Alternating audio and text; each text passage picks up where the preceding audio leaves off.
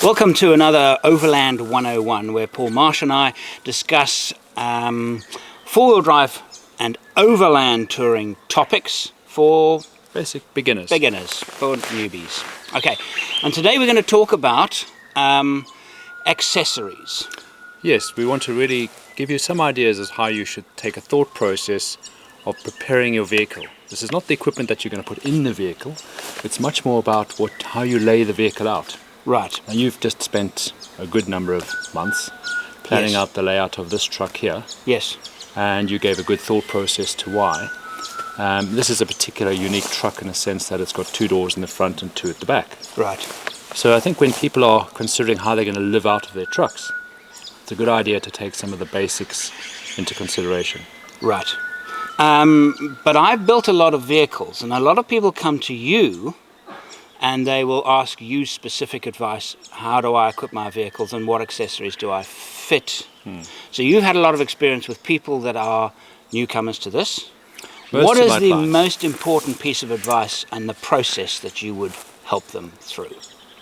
Well, I think the key thing is once you've chosen your vehicle is to actually work out how you're laying it out and what trip you're going to do. Because it does depend. If you're going to do a year-long trip, you're going to make more permanent fixtures into your vehicle. And you're going to leave them there. And the suspension choice is going to be a set of suspension to carry that full loaded weight. Right. And that's quite important because everything else from that becomes a compromise. When you're trying to use the vehicle for daily runarounds and add your equipment in, it's very doable, absolutely. But you've got to consider how you set the suspension up. So the key components are definitely going to be our safety. That's really important. Simplicity and accessibility. Right. Just think of each of those in priority. Safety is going to hinge around what components take the most punishment. And we know tires and suspension get totally abused in many different scenarios, and probably more abused because people don't understand enough about tires to actually work out where they should lower the pressures or increase the pressures to actually look after the vehicle and everything fitted to the vehicle. Right. Because if you take your tire and actually accept that it's part of your suspension, by lowering the tire pressure you can actually absorb some of the shock load coming through the vehicle. Then you can actually protect a lot of the components on the vehicle. Because it's resonance, vibration and stress that comes through a vehicle that pulls it apart. Right. So again, when we look at simplicity, there are some fantastic ways of kitting out a vehicle. But when you're in the middle of the bush like we are now and something goes wrong, you've either got to have a good understanding of how to fix it, or you've got to make sure that you put something in that's very simple. And that brings me to my mind the electronic switching. And I've seen some very clever products where from the back of the vehicle you can switch on this light and switch on this light and switch on all different components, and it has electronic switchboard. And my reaction to that is that's all very nice, but what's wrong with a switch? So we go back to the philosophy of simplicity. If that's your interest and you know about it and you're fitting it, absolutely I can endorse that. But then you know how to fix it or bypass it. But for most people, they go take their vehicle to a workshop. It gets completely built up for them. They have a discussion. The electrical wiring system gets wired in, and they have no clue about how it works. And no way to fixing it because they have no idea how it's built. And so, putting the electrical system in a vehicle is an auxiliary system, which is completely separate from the original vehicle electrics. And the reason we do that, and anyone should do that, is to protect the starting of the main vehicle. In a scenario, you've got two batteries. One is running the vehicle as it comes out the factory. The second one is running your fridge and your lights and all the other accessories. It's a completely separate system. Yes. And if it's wired in correctly, with proper earths back to the battery and good fuse boxes and good terminals and wiring which is properly sleeved, and you have a good wiring diagram which is very simple on how everything goes and where it is, and mark all the fuses and mark all the relays, then when you get stuck, invariably you can find someone who has a little bit of knowledge on electrics. But if he's got to start working out how your system's wired in, that's a lot of extra work. Yeah. And it costs money and it delays time. Right. So it's a simple thing when you're doing that. But let's go back to, so we've looked at the simplicity. There's a lot of areas I would look at simplicity. I look at fixing fridges in. Now, a lot of people have different ways they strap a fridge in, and we've talked a bit about this. Now, your vehicle is pretty solid. It's on rubber mounts on the chassis to the body. and that it'll absorb a certain amount of resonance vibration. But the fridge has got a whole lot of electronics inside. And if I can stop the vibration coming up into my fridge by placing, I use closed cell foam and then I glue some carpet on top because it's a little bit more durable, that will absorb a lot of that resonance vibration. And then I'll strap my fridge in. Right. So I'm allowing the fridge to have some sort of movement, but it's not fixed solid. Because when it's fixed solid, it's got that vibration going through it. And also the fridge, when it runs and cycles in and out, puts a noise through the whole body. Yes. So you dampen that whole cycling of the fridge. Right. While you're trying to sleep. The fridge is cycling in and out, and you can reduce that noise quite considerably. Right. Okay. So again, we're looking at what are you aiming to do when you kit the vehicle out? You're aiming to get accessibility, as we mentioned. Yes. Okay. You're also aiming to get the weight between the axles and low down. Yes. As far forward as practical. Absolutely. And as low down as practical. As practical. I mean, some of Yes. the vehicles, you've got the load body, which is extending over the rear axle. So you'd aim to put the heavier stuff like water tanks and fridges, hopefully further forward. Spares you're not going to use as far forward as you can. So I look and think, the stuff I'm not going to use very often, like spares, tools, things like that. I have a small toolkit which I'll keep very handy, but the bigger toolkit, I don't need that all every day. Yes. So I'll have that buried Yes. a bit further away. Yes. Recovery equipment I do have reasonably accessible, because I find that that's something I might need. I don't want to unpack my entire vehicle when I'm stuck. It's very frustrating when you get stuck and you've got to unpack the whole back of the vehicle to get your recovery kit. Right. So And put it away and put as it away well. again, And then, all that. yes. Yeah. Yes. So your aim is, your space is divided. If you look at the front section of the vehicle, the driver's and passenger seat, and let's assume we're working with 2 people going in a vehicle, because this is where real estate becomes valuable. 4 people in a vehicle, you now lose that really valuable storage space where the back seats are. And then you're relying totally on the rear and on the roof. And often you'll see a lot of vehicles where it's a family, but they've got to be very mindful of how they pack that vehicle and go really light on equipment, because otherwise you're loading the back of the vehicle, you're loading the roof, and you're putting 4 people comfortably in the vehicle. That can be a little bit more tricky to drive. And I think if you're mindful of how you pack that vehicle and load it, you can achieve a good, safe vehicle. If you've got just 2 people, it's quite nice to actually realize that the 2 doors behind, the 2 back doors, not the rear doors, the 2 side back doors, give you access to really valuable space.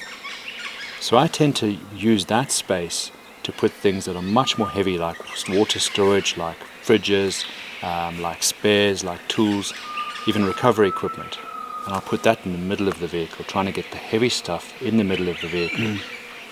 And I put a fridge behind one of the seats. Right.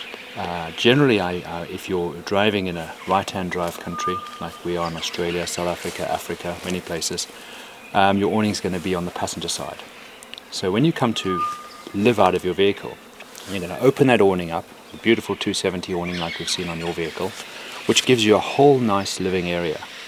So that becomes kitchen, seating area, and then of course you've got the back of the vehicle. Right. So if my fridge is in the middle, and I've got water in the middle, I can access it from both doors.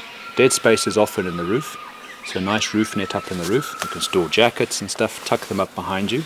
Right. A lockable storage box between the seats, even with a false flooring, so you can hide valuable documents and some money underneath that is a valuable option.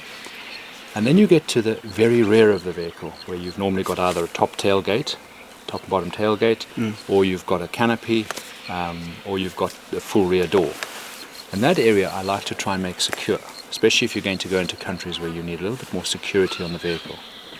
So at the very least, I will take vinyl, black vinyl, like the sign writers use, and I will stick it on the outside of the windows. Because if you can't see in the vehicle, it reduces temptation massively. So you're saying that window tint is not enough? Window tint is fine if you're looking through the window, but it's not enough. If I go close up to your vehicle, I can You look can through still a see window. inside. If I put black vinyl on, it does 2 things. I can peel it off when I need to. Okay, I could go more permanently and I could fit boards, either aluminium, or I could put on the inside, I could put wooden boards where I can use that space to store stuff on those boards. Sometimes on the rear doors it's really nice. You have 2 rear doors opening up, except you're not going to look out the back of the car.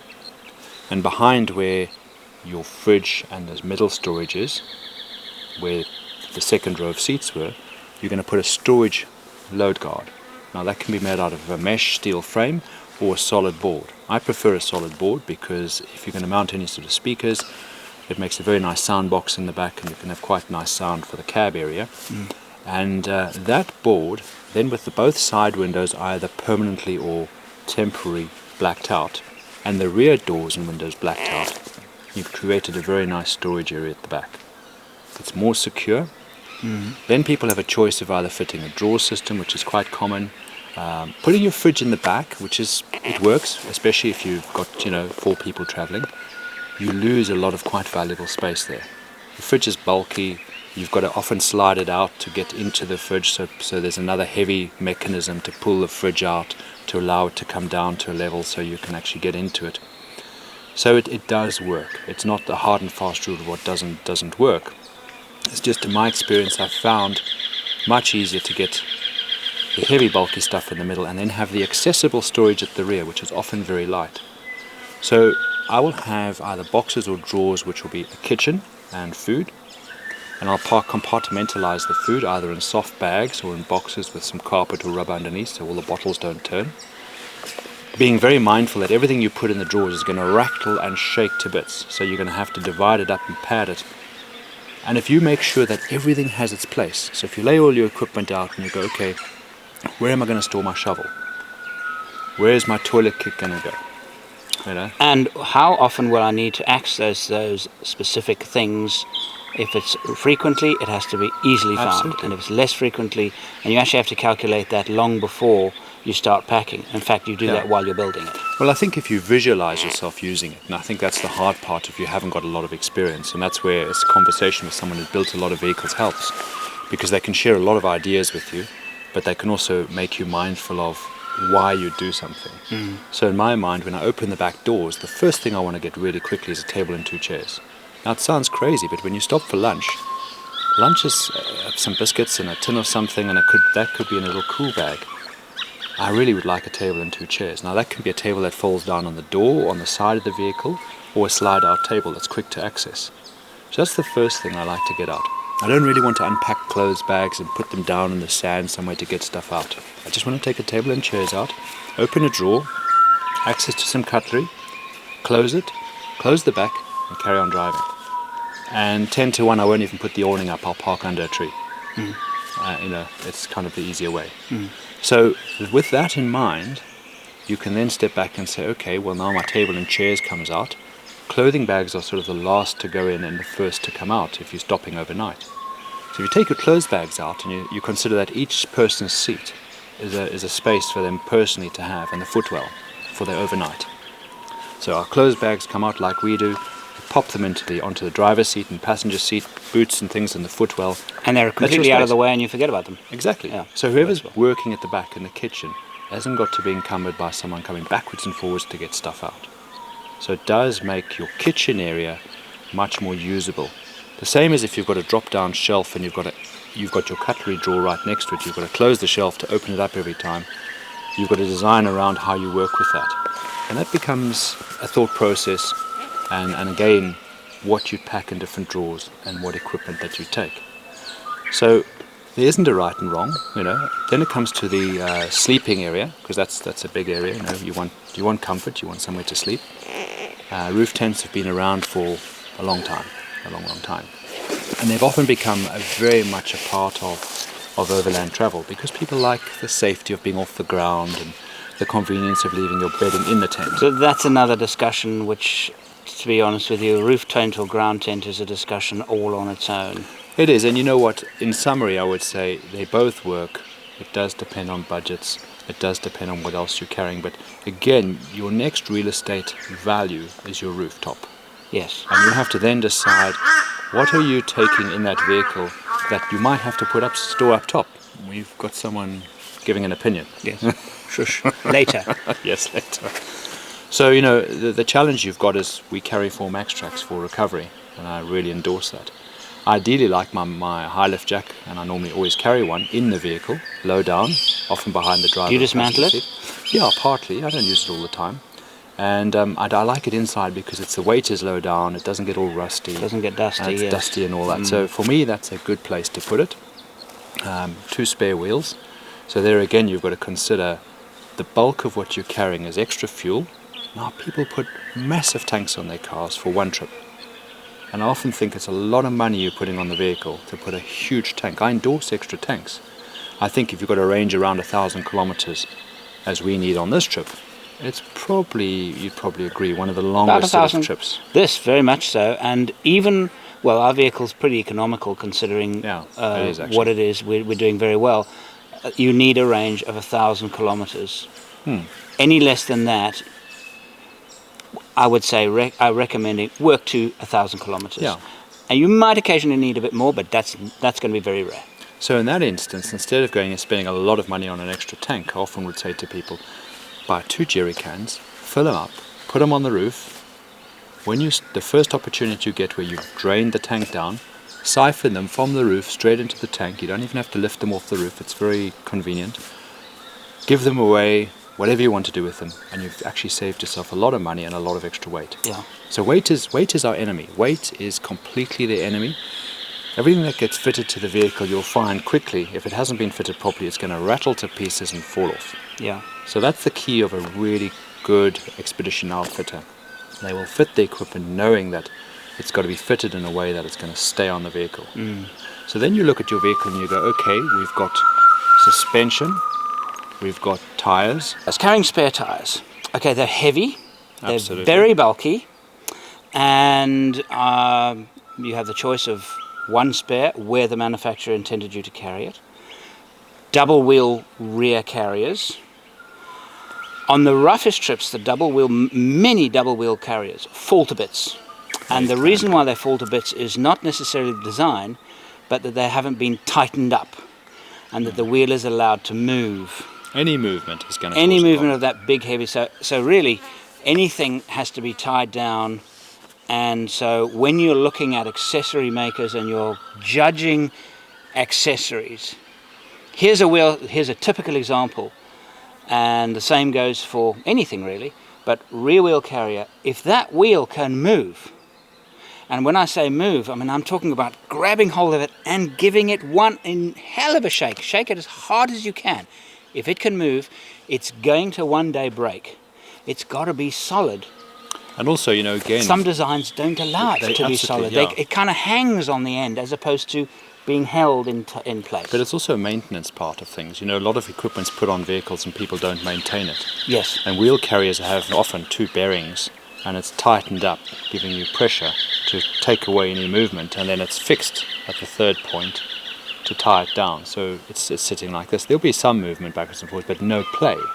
There's a difference between a slight bit of movement and play. Play is when you actually can feel something absolutely moving, like on the bearings and that. Yes. So it's very important that people understand when they're doing trips like this. Part of their training and experience in looking after the vehicle is a maintenance schedule.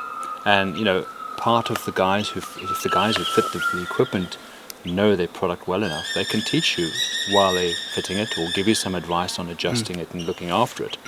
So that's key, that you get that experience along with your training that you're going to go. The other thing I see a lot of people getting wrong is the suspension setup. And often it's a thumb suck at the suspension, and it's fitted to a vehicle, and maybe it's right, maybe it's not. Is the car fully loaded when you go off? And the good thing is, fit a suspension, and your fitment center will give you good advice on what the suspension's likely to be. But ultimately you need to load that vehicle full. You need to do a test trip, which I would say is critical of anyone going on a trip. Is go and do at least a week test trip on some really big rough roads. Come back and see, how does the vehicle sit level wise with the water and the fuel and everything else? Has the suspension sagged at the back? Was it hitting the bump stops? Because if that was, it's only going to get worse when you do longer trips. And at least then you've got a chance to come back, do a full tighten up of everything, really understand, is this the correct suspension for the vehicle? Do you need to add an extra leaf on those spring leaves or stronger coils? I should mention this now, that any good suspension outfitter is going to allow you to come back and say, you gave me the wrong advice here. This was my table of load, this was my estimated load, and you suggested this spring and it's too hard or it's too heavy, so depending on the ride. And I had this recent experience, and I went back, and the guys at Airbase said, it's fine. So there was no hassle for them at all. And we talked a bit more about it, and we actually reduced the spring rate on the rear springs. That is a good service, because there is a certain amount of guesswork. Well, even with your table of lists, you will eventually come with a load. You will only know if it's really going to work with that spring set once you actually do it. It's good guesswork, but you will only know. Yeah, it's difficult on the fitment centre, because the fitment centre is obviously not allowing for everything you're going to be putting in, and quite often people overload the vehicle. So. Yes, but the other way around. With my case, it wasn't that at all. I had underloaded the vehicle, considering what they thought, so maybe they were being conservative. Yeah, and I think we base a lot on experience too, where you built that many of the same vehicle, and it's got a roof tent, it's got a roof rack, it's got a dual wheel carrier, it's got this much fuel, it's got that. Yeah. We estimate you're going to carry that much in extra equipment and tools and all that. And sometimes we get it wrong. And I think the best thing, what you absolutely are so right in saying is go back and get it set up properly. Yeah. Measure the distance from the wheel arches down to the ground, and make sure those distances are giving you the right height clearance, so that you're not overstressing the springs. Yeah. And also that you are actually not bump stopping it, hitting the bump stops. Yes, you should never really hit bump stops. We haven't hit a bump stops. We haven't. Not even once. Yeah. Even on some of those big yumps. Absolutely. We didn't hit the bump stops. That says that it's really set up very well, and we always prioritize. So the challenge always comes in building a vehicle like this. It costs a lot of money, and of course you're trying to debate where do you prioritize your spend. And so I always look and think suspension and tires is critical. After I've done the mechanical, would you do that first? I would choose my tires. I wouldn't necessarily fit the suspension first until I'd pretty much made my mind up on everything. To me, priority number one is tires. Absolutely. It's the first thing. Yeah. Because it's the first thing that's going to break. Once you've made a choice of your vehicle, you know what kind of terrain and thing you're going to do with it, you get tires that are right. Because to me, once you've got the tires that are right, everything else can actually come later. Because you might do a test trip and say, now my priorities are X, Y, and Z. So I would always do the suspension, even on a test trip, because part of testing the vehicle is understanding whether you've got that suspension right. But I also feel that a lot of people feel, okay, my vehicle is a standard vehicle, I can't do trips in a standard vehicle, which is not the case. Not at all. In fact, there's so much amazing equipment these days, which is super light. I mean, the tent I'm using weighs nothing. You can throw it up and it puts itself up. So you could actually set your vehicle up where you're going, okay, I need really good tires, as we've said. That's high priority. Even if I was taking my truck on standard everything, I would put a set of really good tires on. Yes. Okay. I would then go very lightweight equipment. And literally, when we backpack with light rucksacks on our backs. But thinking again about the priorities, to me, the priority of building a vehicle starts with tires. Then, because you're now going to be driving a vehicle that's going to be loaded, but standard vehicles can carry a load up to a point, I would say shock absorbers, the ride. Sort out the ride before sorting out the springs. I'm talking about somebody who doesn't have lots and lots of money to just throw at a vehicle, that they're building it over a period of time. As long as the standard springs are not overrunning what they should be carrying. No, sure. I'm saying that, but I'm just talking about pure priorities. Suspension is expensive. Yeah. Look, a lot of higher companies will do exactly that. They'll put a good set of tires on because they know the value of good tires. They will leave the suspension standard. They will more often than not put good shock absorbers on because they know the value of a good shock absorber. Okay, and that's as much as what they'll do. I don't always agree. I think sometimes the weight that some of the high vehicles are carrying should maybe have a suspension, but if they're mindful, they give a really good vehicle with a low center of gravity, running on standard suspension, and they work. But if you've got a choice to do your own vehicle and you're going, I want safety as my highest priority, so I want to make sure when I'm right out in the middle of nowhere, I don't want to run the risk of breaking a spring because I was slightly too heavy, or breaking a shock because it wasn't a good quality shock. So again, it's a wait. If you're starting to get too heavy, the next priority has to be a spring set which will allow you to handle a heavier weight better, handling performance, safety. So if you break your vehicle up and we're looking at the underbody, which is underbody protection, wheels, suspension. But again, we're going to underbody protection. Where does that sit for you, underbody protection, as a priority? It's For very me, low it's down, not a very priority. low down. It's if you're not just a priority talking at all. priorities, you don't need it if you're driving carefully. If you're prioritizing it, you're going tires, suspension, okay, or shock absorbers, as you're saying. Yeah. Suspension. If I would spend on suspension before I spent on a lot of other stuff. Yes. Okay. Yes. Now look at spare wheels. Spare wheels are a lot of weight to carry. Now, quite often the manufacturers have it on the rear door. It works, but it does put a lot of strain on the rear door when you're going on a lot of bad roads, and it'll often induce a bit more dust. Because Equally, of the flex. well, there's flex on it as well. Some vehicles allow you to put one wheel underneath, okay, and you can carry a spare tire if you want to just carry a tire on the roof. That's a lot lighter than a rim and a tire. But then you've got to go through the understanding of, can I have two tire levers? And do I understand the process of fitting a tire to a rim? It's a good skill to have. And more often than not, you'll find people who will help you with that or be able to do it. But I always will go with two tires. I've shredded a tire before and then suddenly I've used my spare and I don't have a spare tire. So then I am in a pickle if something goes wrong.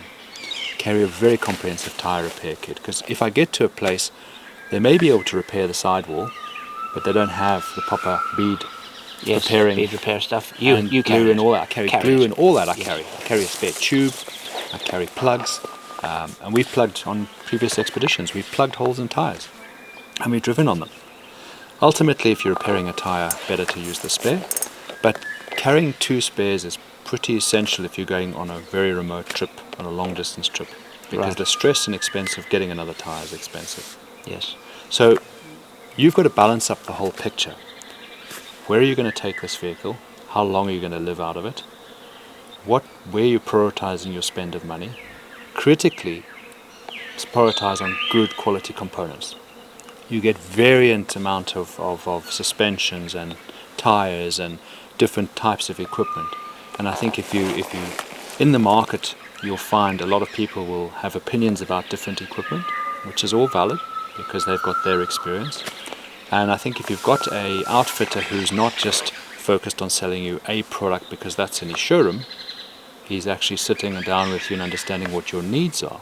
So to give you an example, I might have an elderly couple. I'm putting a folding roof tent out where you've got to clamber up on the roof rack and open it and close it. It's actually really dangerous and probably quite impractical for them. So I could give them a clamshell tent, which two clips push it up, or a roof conversion, and that's going to make it much safer for them. And it's the right product for them. It may be more expensive, but it's the right product because them clambering up on a roof, balancing around opening and closing a roof tent is not right. So that's a lot to weigh up. And I think to wrap this up, you make a very, very good point. When going into a showroom and looking at a tent or whatever it happens to be, rear wheel carrier, fridge slider, all of these things, imagine yourself in the bush. Now, one of the dangers is you go and you have a look at this amazing tent thing and it looks so nice in the workshop. Actually dismantle it and put it back in the truck in the showroom. That's not something that they're going to allow you to do. But so frequently, it's a wow factor in the showroom. It's a oh my heavens in the bush because it takes so long to erect and so long to pack away. And I know of so many people, particularly buying trailers. Yeah. I'm not an expert with trailers, but particularly with buying trailers, they say one trip, never again, sell it. Well, I think it because has they're its place. too I think complicated. like you say, trailers have a place. And for the person who's going to go to an area and set up and stay there for 2 weeks, you're not going to worry about the time it takes to set up. It's like setting up a caravan. For overland travel, when you're traveling and you're moving every day or 2 days, that hassle factor is critical, that you've got equipment that packs away nicely, you can access equipment, it's safely stored, so nothing's going to fly around. Everything needs to have its place, stay in that place, and be secure. And then that's really important.